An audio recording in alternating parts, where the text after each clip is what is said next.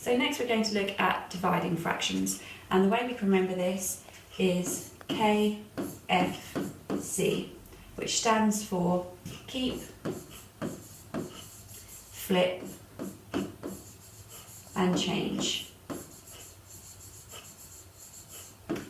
So for example, if we had 2/5 divided by 3/4, what we do, we keep this the same, we do not touch the 2/5. We flip the 3/4.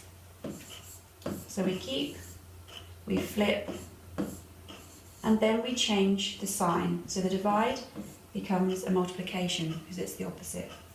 Now we flip this over. And then it becomes a straightforward multiplication question. So we're using the applesauce again.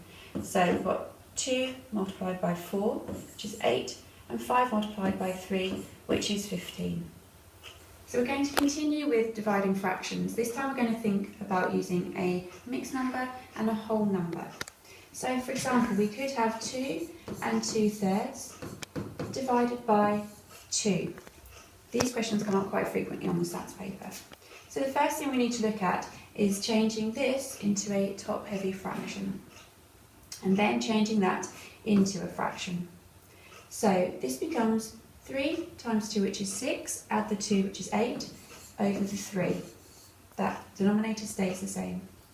We're then dividing by 2, and the easiest way to make this into a fraction is to put it over 1. So there's our fraction, there's our new calculation. So then we look to the strategy, keep, flip, change. So we keep the first fraction, we flip the second fraction, and we change the sign. So here is our new calculation, which makes it much easier. Then we do applesauce, as in multiplication. 8 multiplied by the 1 is 8.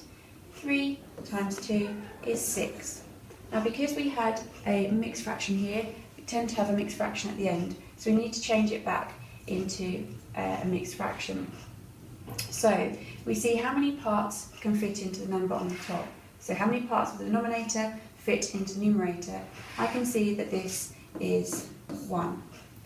And then I have 2 parts left over. We count on from the 6 to the 8, that's 2 left over, and we keep the denominator the same.